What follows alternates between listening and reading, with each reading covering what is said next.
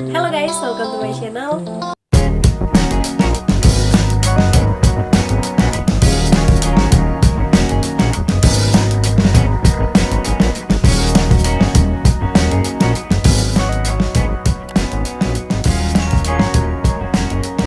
Di video sebelumnya aku udah bahas tentang generasi baby boomer, generasi X, generasi Y, dan generasi Z, termasuk perbedaan-perbedaannya secara umum. Nah, di video kali ini aku akan bahas tentang generasi Alpha yang disebut juga dengan generasi digital native.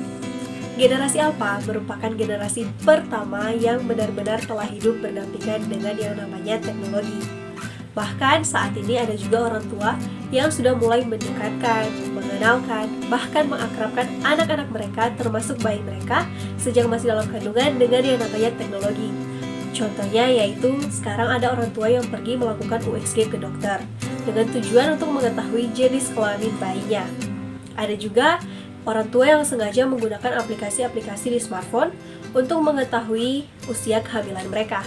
Anak-anak yang lahir pada generasi Alpha ini tentunya memiliki karakteristik yang berbeda dengan generasi-generasi sebelumnya. Dan berdasarkan beberapa sumber, generasi Alpha ini adalah mereka yang lahir pada tahun 2010 sampai dengan tahun 2025. Dan selain karakteristik, pola asuh dan juga cara mendidiknya pun tentunya berbeda dengan generasi-generasi sebelumnya. Artinya, cara mendidik dan pola asuh generasi Alpha tentu sangat berbeda dengan cara mendidik generasi baby boomer, generasi X, generasi Y, dan generasi Z. Contohnya yaitu kalau zaman dulu, misalkan ada orang tua yang lagi bicara atau lagi ngobrol dengan orang lain. Anak-anak zaman dulu itu dilarang untuk nyosor atau lewat aja pun kadang ada anak yang dimarahin gitu sama orang tuanya di zaman dulu. Berbeda dengan zaman sekarang.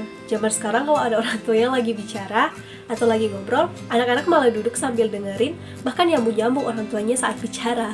Dan hal ini tentunya ada penyebabnya, dan salah satu penyebabnya yaitu perubahan zaman dan generasi.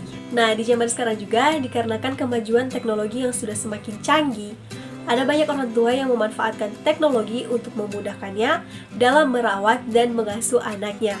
Nah, kalau zaman dulu tuh termasuk generasi kami saat usia-usia balita 2, 3, 4 tahunan gitu, kalau nangis diberi permen atau enggak dikasih uang jajan 1.000 gitu udah diam, udah seneng. Nah, kalau zaman sekarang beda. Kalau zaman sekarang anak usia 2 tahun aja nangis, malah dikasih smartphone, dikasih HP, terus anak tersebut juga diam gitu.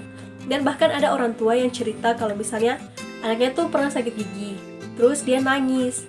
Dan orang tuanya tuh sudah capek dengerin dia nangis-nangis terus karena sakit gigi. Dan orang tuanya pun iseng-iseng gitu kasih handphone ke anaknya. Pas dikasih handphone malah diem tuh anaknya.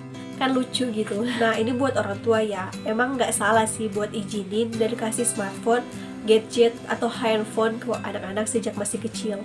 Karena ya emang udah zaman mereka juga sih. Tapi perlu diingat bahwa teknologi itu bisa menjadi pedang bermata dua. Artinya bisa berdampak positif dan bisa berdampak negatif juga buat pertumbuhan dan perkembangan anak-anak. Gak cuma anak-anak, tapi kita sebagai orang dewasa pun juga berlaku hal itu, bahwa teknologi itu bisa berdampak positif dan negatif buat kita sebagai pengguna teknologi tersebut. Ya, termasuk smartphone. Di zaman sekarang dengan adanya teknologi ini, anak-anak bisa belajar di mana saja, kapan saja, dan dengan siapa saja. Bahkan bisa belajar dengan berbagai fitur yang ada di Play Store, bisa juga mengakses video-video pembelajaran yang ada di YouTube, bahkan mengikuti kursus dan bimbel online. Nah, itu merupakan salah satu contoh dampak positif dari adanya teknologi. Nah, contoh dampak negatifnya yaitu anak-anak bisa secara sengaja maupun tidak sengaja mengakses video-video, bahkan konten-konten yang seharusnya tidak pantas untuk mereka lihat sejak masih kecil. Contohnya saat scroll-scroll YouTube untuk melihat video-video pembelajaran, mungkin mereka secara tidak sengaja melihat ada yang timbul di beranda YouTube itu tentang konten-konten yang tidak pantas seperti pornografi, dan hal serupa lainnya berlaku juga di media sosial. Contohnya, karena iseng-iseng anak tersebut scroll-scroll Facebook orang tuanya, dan secara tidak sengaja pun dia membagikan konten-konten termasuk berita-berita yang gak jelas asal-usulnya. Nah, itu bisa menjadi kesalahan yang dilakukan anak-anak dengan menggunakan teknologi, baik secara sengaja maupun tidak sengaja. Nah, untuk itu penting bagi orang tua untuk mengawasi dan mengkontrol anaknya dalam menggunakan teknologi. Nah, di zaman sekarang, teknologi memang bisa memberikan banyak hal buat kita, termasuk akses informasi dan komunikasi yang sangat luar biasa di saat ini. Nah, sekalipun demikian, ada beberapa hal yang tidak bisa diberikan oleh teknologi dan hanya bisa diberikan oleh orang tua kita, buat kita, dan orang-orang di sekitar kita untuk kita. Termasuk tata krama, kemandirian, moral, respek, empati, rasa percaya diri, harga diri, dan beberapa hal lainnya yang berkaitan dengan kepribadian kita. Teknologi hanya berfungsi untuk menunjang, bukan untuk menanamkan. Nah, semoga video ini bermanfaat buat kalian. Jangan lupa buat like video ini, subscribe, dan nyalakan loncengnya agar tidak ketinggalan video-video terbaru. Sampai jumpa di video selanjutnya.